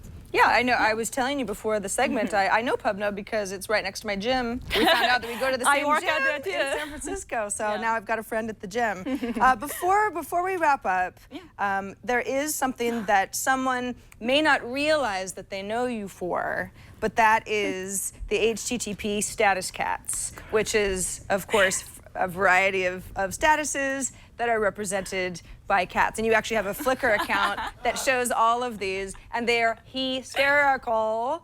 For example, we've got, the cat, the 200 OK is just that's just a funny looking cat. Yeah, but if you keep scrolling, I mean, some of these, depending on, how much you know about these statuses, some of them will be more familiar than others, but they're so good. Did you just find internet pictures of cats that sort of spoke to these variety of errors? Well, there was a so I told you earlier I was working for WebOS, and then later on, acquired by HP, and we had some doom days. I had nothing to do, but I still had to be in the office. I was bored, so I started browsing. I saw a lot of cat photos, and then I'm like, you know what? Why don't I, just convert those cat photos into the HTTP error codes? Because You know, I'm a web dev, so I'm dealing with this error code all the time. Right, and I always right. forget which one's which. So I'm like, yeah, why not? I love it. Yeah. There's an API for that too. It's an http.cat, like it's really .cat domain. That's so good. That's so good. I love it. It's locked. That's good. What do you think it is about cats that are so descriptive of a variety of fails, internet fails? What is it about cats in general that works so well on the internet? Because I know you have a cat, you're a cat lover, I am too, Leo now is as well. I mean, they're just so perfect for this sort of thing, but why? Oh my gosh, I honestly don't know, but well, they're funny. Just one, right? Yeah, just one. Actually, 2 or 4 show the 2 cats. I used to have more cats, but you know, cats don't live forever, sadly. So that's true. Yeah, that's true. So that's that was the other one. Gosh, you really have your other cat looked like my cat too. Yeah, we've got like parallel cat lives. I love it. 202 accepted. I like that one too. Love it. Well, thank you so much. Thank you for having being me here and explaining this kitty cam. I mean, it's not just the fact that it's a kitty cam. It's a really good idea. Kitty It's a really good idea, and you obviously love what you do, and you're good at it. So, Tomomi Imura, Girly Mac, thank you so much for being here. It was really fun. Next time I come on the Screensavers again, I now expect some sort of a dog. Yeah. It's going to be a dog segment. No, you'll get a cat segment. Yeah, all right. Cat segment. Cat segment, or I'm not coming back. All right, coming up next, we're going to answer more tech questions in Call for Help. But first, before you post another photo to social media, before you do that, here's a tip from community strategist Jono Bacon. My name's Jono Bacon, and I'm a community strategist, and I have a bit of a tip about social media. Now, whenever you're going to post to Twitter or to Facebook or to Google Plus or anything else, always put an image with your message, and it's because it stands out more from the crowd. But with Facebook specifically, make sure that your images are 505 pixels by 505 pixels in size. The reason for that is that gives you the maximum amount of space for a Facebook post, and also make sure that the image that you have is very high contrast, such as white text on a black background, because when people are scrolling through all of their stuff, that is going to really stand out from the crowd, and you're going to get a higher number of impressions and a high number of clicks. Tomomi and I are having a little moment. We're just talking about WebOS. WebOS. Long lamented, and she's Girly Mac on GitHub. You can, if you have Node and it's easy to install it, get the Node package manager on there and on a Raspberry Pi, and you could put a kitty cam on your Legos. I need that. Yeah, because somebody knocks at the door, you want to know if it's a cat. Right. Right? Yeah. And you could say, just smile for the kitty cam, and then you'd know. Right, yeah. And if it's not, you just don't open it. Exactly. We're going to put a Raspberry Pi outside my apartment building, which just keets getting broken into. By kitties. Well, no. By humans. As my experience, they're going for the kibble. just you gotta keep your eye on the kibble. I love it. Time for Call for Help.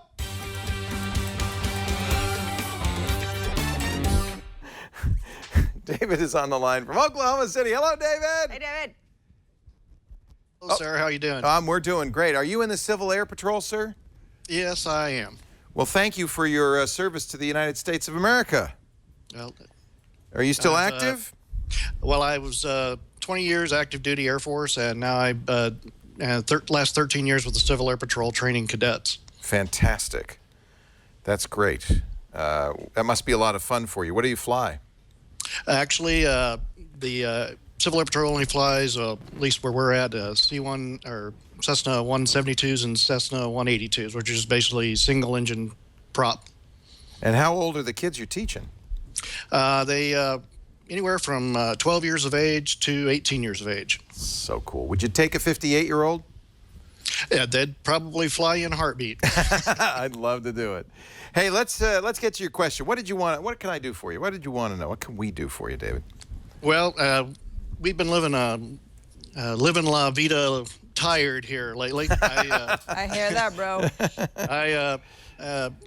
Besides my day job, which is I'm a technical contractor with the government as my day job, but I also volunteer, obviously, with the Civil Air Patrol, and volunteer with Reach Across America, and I'm also the tech support person for my entire extended family, which includes the whole neighborhood. Yes, of course. And so what I'm trying to do is I've got one cell phone, and I really don't want to be adding additional. I don't like using landlines, and I don't want to have to go through the phone company, AT&T, whoever, to add extra lines to my account. But so I'm trying to find a way to get separate phone numbers for these different activities. Oh, what a good That's idea. what I'm looking for. And so it's and I've heard of something like burner numbers or something along that line,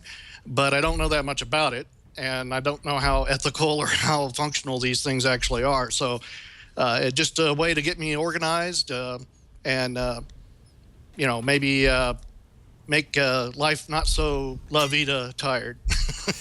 Yeah, so there are a couple of ways to approach this. Yeah, there's a burner. There are a number of burner apps. There's one called Burner for iOS and Android, and this isn't exactly what you want.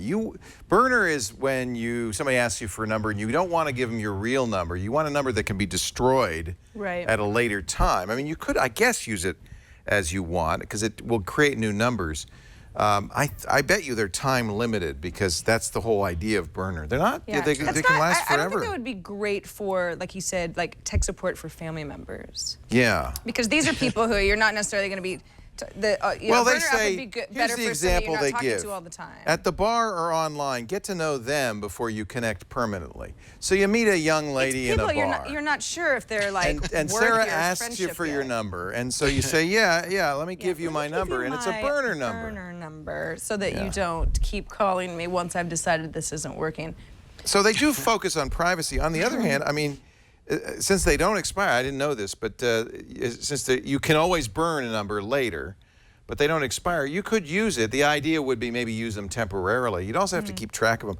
Most people will do what you want to do, will use a service, something like, well, Ring Central was a sponsor for a long time. That's probably overkill for you. Or maybe Grasshopper. I used Grasshopper for a long time. The idea is you have your existing number, but you can get multiple numbers. You can have extensions, which might serve the purpose. People could call. You could have a number, not your real number, a number that you get from Grasshopper, and then say, if you're calling for tech support, press 1. If you're calling for the Civil Air Patrol, press 2. If you're calling to sell me something, press. Hang up. Yeah, and so these are all very affordable now because they're basically using internet telephony and things like asterisk servers. It's all digital now, so it's very easy to do this. The problem is that actual phone numbers, believe it or not, it still cost money. Somebody's got to lease a block of numbers from the local phone company, and it's so Burner, which is free, right? I mean, I don't think it costs anything. I think eventually there's got to be some financial stability there, or you may not have that number for much longer. So I'd probably look at something like grasshopper.com, which is really designed for businesses, not for people who want to hide their identity, right? And David, I'm not exactly sure if actually having different numbers is what you specifically want, but I have a phone number, obviously, that's attached to my phone, and my mother uses that phone number. But then I've got some Android friends, and we always use the VoIP section of Facebook Messenger because that works fine too. And the ring is different. And it's like, I know who's calling based on the different rings. You can also set ringtones for different people. So if it's more of just like, I just want to organize all these people that are calling me for different reasons, there are like little hacks like that are fairly simple, at least to section out. I don't know, if you've got family members who are using Facebook, I love Facebook Messenger VoIP. Use it all the time. My favorite solution, and the only reason I don't recommend it right away, is Google Voice, and that's only because I don't know if Google Voice is going to be around. Well, it's Hangouts now, right? Yeah, well, and the Google Fi takes it, but you could still get a free number from Google that is a separate number. You can get it in your area code. Yeah. And then you can have a contact list attached to that number, and you can have different voicemails for different groups.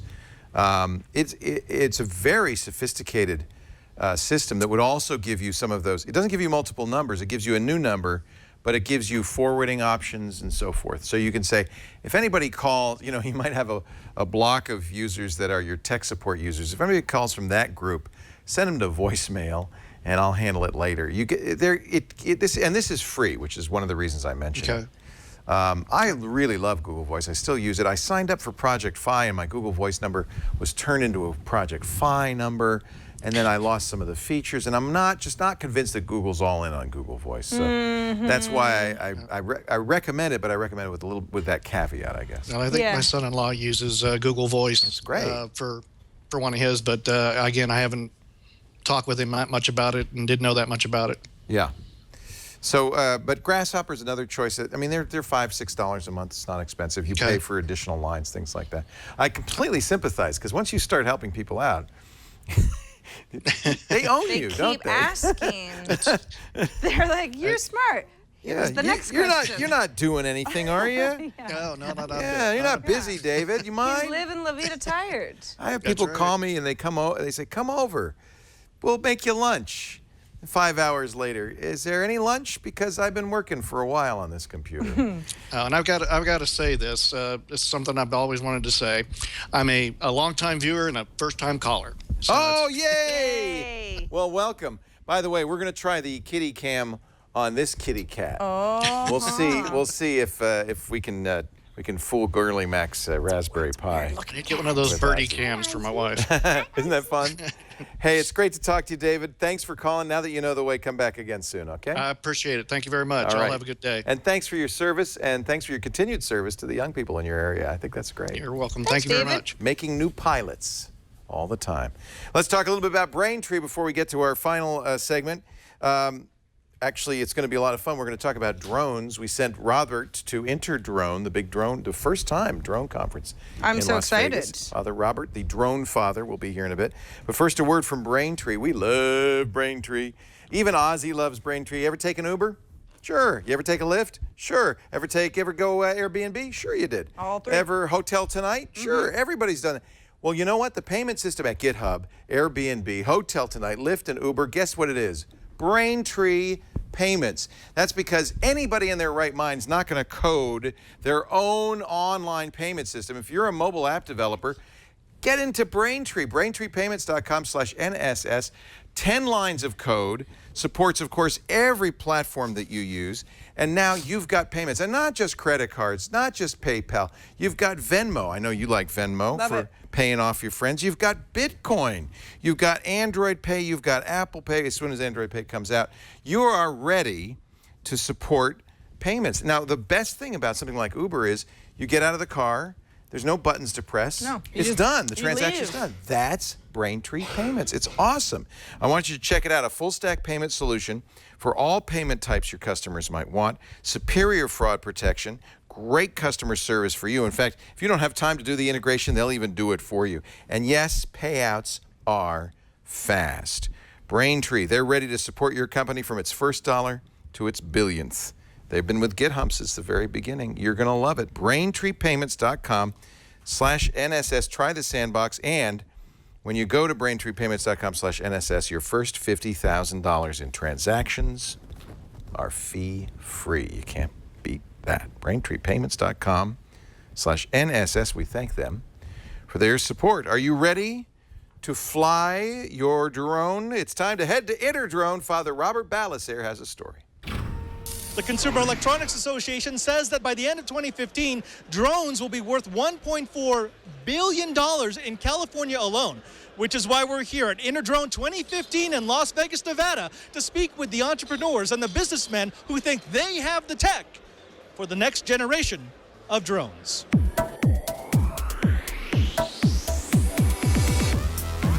This is our LRX, and LRX stands for Long Range Extreme Weather. It has a stagger prop arrangement, so large motors and rotors on the top, smaller high-speed motors and rotors on the bottom, so that It gives it a 30 to 35 minute endurance with a good payload. Payload options are many. A lot of the work we do is aerial surveys, so it's a photogrammetry rig, something like that.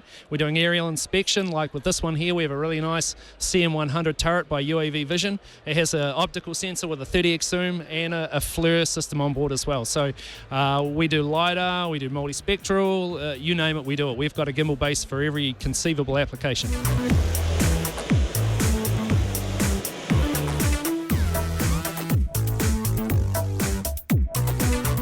In order to grow the field of quadcopters, we need to work on their brains. Of course, brain power is great, but it doesn't do much without senses. Now, accelerometers may work well, but if you need real precision, you need lasers. This sensor right now is actually measuring exactly how high this drone is off the ground. If you go ahead and look down at this monitor over right below it, you can see as I move my hand up and down, it's giving me a real-time and a real precise view of how much space there is between the drone and my hand. See this little rotating disc? That's not just for fun. That actually shows you exactly what's around. If you, again, look at the monitor down below the drone, you can see that as I move my hand around, it actually picks up exactly what is near it and what might come into conflict with its flight path. This is the kind of sensor that we're going to need if we want to grow our drones past a hobby or a prosumer market.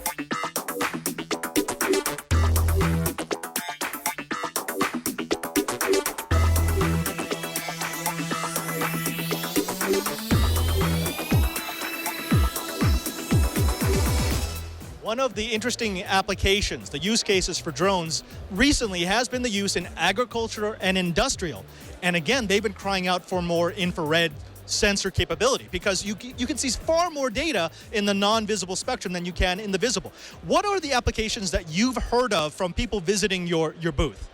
Pretty much every business that we're in, drones is an extension of those businesses. We're in the firefighting business. This is a spectacular firefighting tool when you add this to a drone. Now we've got a completely new value proposition for firefighters. We're in the building inspection business. We build handheld cameras that do that. You put one of these cameras on a drone, you've got now a much better ability to do a building inspection from the outside and do a 3D map of a thermal map of an image of a building in a matter of minutes. So the technology and the value propositions that's bringing to all these markets is really profound. The one that I will say that is new to us, that drones has brought us, is the agricultural side. There is a direct correlation between water levels in agriculture and your ability to detect that with thermal imaging and the heat that's radiating off a field. So it makes it's really a great natural for what we do.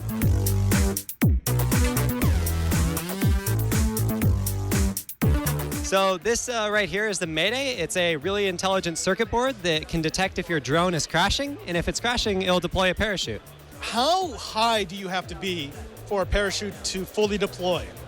About 40 feet for all of our parachutes. Yeah, they deploy like within a second. You've probably noticed those broadcast towers. That's right, those wonderful silver spires into the sky. The reason why they exist is because they give those radio transmitters more line of sight, more direct access to the client devices. Well, wouldn't it be nice if you could do the same thing with your drone? Well, thanks to Gary Daniels, you can. Gary, tell me how this works. It introduces the idea of a second helper repeater drone to fly the repeaters for the worker.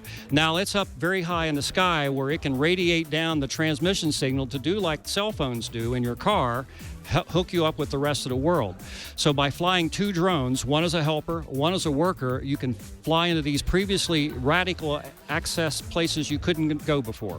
You seem to be clutching that case a little tightly. What's inside? Well, now it really is time to open up the case and look at the next generation of cameras that will go onto the Inspire 1. And we are very proud to introduce the X5, Zenmuse X5 camera. We joined the Micro Four 3rd generation, and today we finally were able to announce that we now have two cameras that can go onto the Inspire. It really changed my way of going about it, because up until now, we had limited ability to control the camera. So now I can do focus while in the air, I can focus on an object close by, or I can do infinity focus. I also have the ability of going up to 25,000 ISO, and I have such a high range that is all available through my app. So it really is your DSLR camera and the functions you're used to on the ground just now up in the sky. From large drones that are multi-mission capable to specialized drones that give us a more compact view of the world, InterDrone has it all. It's showing us the future of drone technology. Drones that will be used for agriculture, for safety, for disaster relief, for police enforcement. Now, if you think that you might be interested in drones, it means that you're really interested in the next level of technology. Until next time, I'm Father Robert Ballester from InterDrone 2015 in Las Vegas, Nevada, saying goodbye and safe flying. Robert is a master of the drone. Have you seen him fly a drone? He could fly drones under benches, around. No. He's amazing. No, I He can make haven't. that drone go anywhere. He's very Well, talented. he's the man to go to InterDrone then. I bought a fancy drone, the Parrot Bebop drone. Supposedly, you just press a button, it just goes up and hovers. I press the button, it flips over. Maybe you have a faulty drone. It goes, vroom, and that's it. But that's an improvement, because the drone I had before that, pressed the button to take off, it took off. And I said, stop, it kept going. I said, stop, it kept going. Pretty soon, I couldn't see it anymore. It's like a little balloon that disappeared into the sky. And did it ever come back? That was the end of it? It just like burned up in the atmosphere? Don't know. You bought a rocket drone. I don't know what happened. Okay. It could be right now. It could be floating to Ecuador. I don't know. It's gone. It's on Mars. So I don't have great drone experiences. International Space Station. They're loving it. There's a drone that some of my coworkers fly around the TechCrunch office. Nice. And the rest of us are just like scared. Yeah. Don't fly. You don't want a haircut. It's disconcerting in general. Anyway, glad Roberts. He's so good, and this is a great subject for him. Mine just goes like that. Maybe you ought to have a drone show. Ever thought about that? I think we do. It's called Know How. Oh. Mark Millian, yeah. That's the star of Know How, Mr. Brian Burnett on drums. Mark Millian from Bloomberg is here with a tip if you're looking for groups of people with interests that are similar to yours, including pickup soccer. Mark has a suggestion. Solution. Hey, I'm Mark Millian, tech editor at Bloomberg.com, and my tip today is how to find pickup sports in your area. So if you want sort of like a good way to meet up with, get enough people together for a game of football or soccer or ultimate frisbee, probably the best app I've found for that, at least in the San Francisco Bay Area where I live, is meetup.com. I never really used it for anything before, but I play pickup soccer, and to try to get a group of, 12, 14 guys together is not easy. I've tried Facebook groups and, Nike's football app. But meetup.com has a bunch of like organized groups with like thousands of people who are into pick up soccer, and they also do football and a number of others. And it's drawn in some great people, and we've gotten some really good games going. It looks like you might play professional. Yeah, I know. Mark Millian from Bloomberg Business Week. Are you?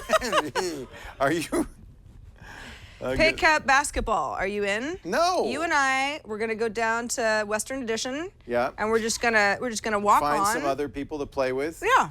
And we're gonna show them what's shirts and up. skins. See, I always get skins, and I don't want to take off my shirt, so that's out. Okay. Hey, Leo. What? I feel like, I don't know, life is so boring. I wish something cool would happen. It's time for the mailbag. Oh my gosh! Look, wow. here it is. Look. All you had to do was ask. Whoa! What's in there? inside? Looks like some baked beans. No, that's Dinty Moore's stew. Oh. It's hearty. It's delicious. Would you like some? Sure. We offer it to all the co-hosts Hearty now. meal. No preservatives. No, it's good stuff. Mm, Here, which one do you Pop-Top. want? You get a choice. I would like Pick it. this one. That's it. Why don't you start? All right. First email comes from Adam, who says, hello, Twits. I'm looking into subscribing to a music streaming service, but on paper, they all look the same. I'm an Android user. I have all my music backed up into Google Play Music, so I'm tempted to just stay in the ecosystem and subscribe there. But is there a better option? I know Apple Music is coming to Android this fall. Maybe that's worth the wait. Is there a big difference in music libraries? I listen to a lot of indie rock, if that matters. Thanks in advance. Keep up the great work on the Twitch shows. Boy, Adam was a lot more wordy in person than he was on the screen here. Oh. He was really much more succinct on the screen. Do you use Apple Music? So you get 3 months free, right? When Apple Music We're coming to first the end. rolled You out. got 2 more weeks before Yeah, but I it's all didn't over. start it right away, so I have a little bit longer, because 3 months from when you sign up. I use Rdio. Anybody who used to watch love iPad Rdio. today knows that I'm faithful to it because, Rdio has. Rdio is probably not long for this world because Spotify has kind of run away with the market. Apple Music had quite an uptick of users right away for probably a lot of people who didn't already subscribe somewhere, Well, but now it was do for the free, first and time. it's there, and I it's tried free. it. Yeah, you know. and I think really they're all essentially pretty much the same. That was my impression. Yeah, I mean, Apple Music is going to have some exclusives, a week of Taylor Swift before anybody else has the new album, that sort of thing. I know when Dr. Dre's new album, Compton, before it was officially released, it was streamed via Apple Music. I tuned in and listened. So it's like, you get a few little extras, but if you're honestly, Adam, like, hey, I just like indie music, I just want to pretty much look for artists and play stuff when I feel like it. The libraries are all pretty much the same. If you haven't chosen, I think Apple Music is completely legitimate, but I just feel like most people have already picked a service. Yeah. It might be Pandora or Spotify, or in your case, Rdio. I love Spotify. They have every Monday, they have the Discover Weekly playlist, which is generated kind of based on your interests. And I love it. It's got old, it's got new. You're not the only one. People go bonkers for that. Isn't it? It's a great feature. I don't use Spotify. But that's the thing. I'm This is holding all, out. it's all $10. Yeah. So I think everything's the same price. And roughly the same library. They're roughly the same library. I honestly think it's almost a matter of just, hey, do I like this design? Ooh, I kind of like this little feature, or I like the heart, or that sort of thing. Apple Music is really nice, but if you've already got so much backed up through Google, right, that might be a better way to go because you're already in that app anyway. I'll tell you the disadvantage, and it's a little bit of a disheartening for me on Google Play Music because I love it.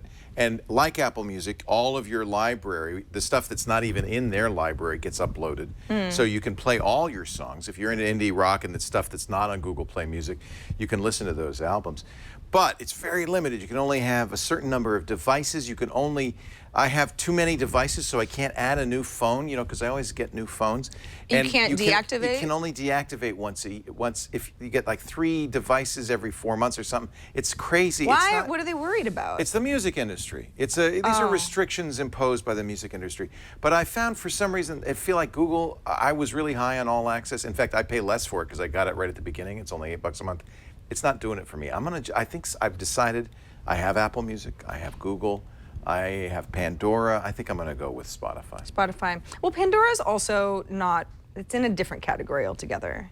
You're right, because it's just radio stations. Yeah, and Pandora is great. I use Pandora regularly, but that's for a different. Radio stations. So Apple Music has mood stations and artist stations. Yeah. Very similar. The picnic playlist, that sort of thing. What about indie rock? Do you know offhand? I think you like indie rock. I like some indie rock for sure. Is there one service that's better in indie rock? No. Honestly, it's funny because for a while I had Rdio and Spotify because those were like the 2 streaming music services. Yep. There's Deezer, there are others, but those were kind of the 2 that were getting the most attention. And an album would disappear from one, and then it would appear on the other, and then it would disappear. And it's all of these rights managements where, the music industry. Yeah, the music industry. Yeah, they pull it, and then there has to be another license that the company gets, and then those albums come back, which can be kind of frustrating because I've made playlists. Like I have this old school hip hop playlist that's really fun for a barbecue, and now half of the songs on that playlist are just grayed out. That's because the rights have gone away since Yep. I made this playlist, and I put some effort into it. So I don't think any of the services is a solution for that. I got a trick question for you. Okay. Which of the services do you think has the biggest selection? There is one. That has the biggest selection, and it's not the one you're thinking. I can almost promise it's not the one they're thinking. It's Microsoft's Groove Music Service. Yeah, I would never say that. I would never have thought so either. I didn't even remember more than it. 40 million songs. It changes. You're right, but it is the largest, last time I checked, the largest service. So you might want to at least check and see if they have the indie music that you're looking for. Yeah, if it's kind of obscure indie, then you might want the Maybe biggest that's the one. library. Yeah, maybe that's the one. Yeah. But I'm sticking with Spotify. I like it. Yeah, you're not alone. Spotify they're pretty solid. Yeah. And you know they have that running thing now? I never run. But if I ever were to run, it's pretty cool. Sure. It matches the beat of the music to the cadence Yeah. of your running. Yeah, you know, Selena Larson, who writes for Daily Dot now, she wrote a long, because she's a runner. She loves it. She loves it, yeah. She was like, wow, this is like next gen of running. I really haven't heard many people talk about it since it first came out. And again, I don't use Spotify, so I haven't taken advantage of it. Runner. But I do run. I run several times a week, so I'm going Sarah, to. I think you You know what it is? It's because I believe that Erdio will eventually shut down because it hasn't been acquired yet. Yeah. That's just kind of my gut feeling. So I want to use it until we them. rest it, until we lay it to rest. I understand how you feel. Or you know, I might be wrong too. I hope I am. Spotify, I think, is financially the most solid. They've I got think 60 so. million. Yeah. Apple Music too. Probably They'll not be going around. anywhere. You know what? anytime They're not soon. going anywhere. Good Yeah. point. Or Google Music. Yeah. Hey, this is from Cliff. I have a Mac that my daughter gave me for my birthday. I know it's not bulletproof. Well, you shouldn't shoot it. I looked at the Bitdefender for virus protection. I know nothing about it. Could you please give me some input, Cliff? I'll tell you, I don't recommend antivirus on any platform anymore. And here's why. Most of the viruses, most of the exploits that can take advantage of your system are what we call zero-day or very short turnaround exploits, so fast that the antiviruses can't get updated fast enough. They are, in fact, not protecting you. They may find older viruses, but most of the things to worry about are newer exploits that they just don't know about. It's really true that on the Mac, there's no need for an antivirus. I don't think on mobile there's a need for antivirus. You might make the argument because so many viruses come out on Windows that that's a good idea, but Microsoft includes its own antivirus with versions of Windows 8 and Windows 10. So I don't really think this is sacrilege. You need an antivirus on any platform. Safe computing is really about your behavior. Yeah. Not clicking links, staying away from bad places, and most importantly, keeping your system up to date. Google did a recent survey between security experts and normal people, and the biggest difference was between the two. Normal people, almost to a man, number one, antivirus. Security experts barely mentioned it. Experts don't really think antiviruses do anything except give you false confidence. So don't worry about it. Yeah. I mean, worry about it, but don't do it. The antivirus software it's not like help there's you. one that you really need to install on your Mac. Yeah, I don't know anybody who does. No, not anymore. I Times don't. have changed. Times have changed. That's kind of old-fashioned advice. But I mean, I do get like phishing There scam you go. emails constantly. That's the so that's Google. the sort of thing that you should be vigilant about for sure. This is the Google survey. So the number one thing the security experts say, update software. Number two, use unique passwords. Two-factor authentication. Strong passwords. Use a password manager. It's all about passwords. For the normies, use antivirus software is number one. And then only visit websites you know.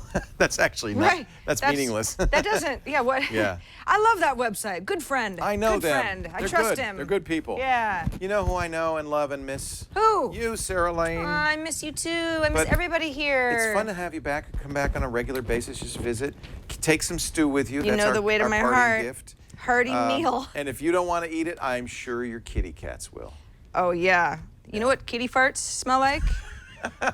Yes, I do now. I'll give you a hint. Unfortunately, Not I have learned. So our cats, about 5:30 in the morning, decide to have a kitty circus every morning. good. Oh, totally. Yeah. They do acrobatics. They do jumps. They do, they practically sing music as they're racing around. Yeah, I taught my cat Lucy recently had a high five, true story, which I'm really proud about. The problem is that now that she's like, That's all she wants to Sarah do. likes it when I do the paw, Yeah. because I'll go high five and she'll do that. Oh, that's cute. But now in the morning when she's like, I'd love it if you were up at 4:30 to feed me. Yeah. This is what happens. High five. High five, Sarah. High five, Sarah. High five, Sarah. Yeah, it's not. it's a bad idea. I've raised a circus cat who's gone rogue. So there's that. There's that. But thank you for having me. It was really nice to be Back here. soon. I'm glad things are going It's well. fun. at It's AOL. fun because it's like, in some ways, You it's remember exactly this. the same, and in some ways, things have changed a little Nothing bit. has changed. Not a thing has changed. Well, no, I'm sure that's not true. Go ahead, find one thing that's changed. That set. and there's some brownie bites in the kitchen I don't remember being the there snacks, before. Ever changing. Yeah. Sarah Lane, we'll see you every Monday through Friday, 4 p.m. Pacific. Yeah, right on TechCrunch.com. Can't miss it. On her daily news update, and I'm sure lots more great things coming from you at TechCrunch. Yeah. Thanks to all of you for joining us. We do the news screensavers every Saturday afternoon, about 3 p.m. Pacific, 6 p.m. Eastern Time, 2200 UTC, right after the radio show. Please tune in. Watch us live at twit.tv, but if you can't, on-demand audio and video is always available after the fact. Subscribe, that way you'll get every episode. And if you want to be in the studio audience, email tickets at twit.tv. We always have a great studio audience for this show. Thanks for joining us. We'll see you next time on the new Screensavers. Bye-bye. Bye-bye!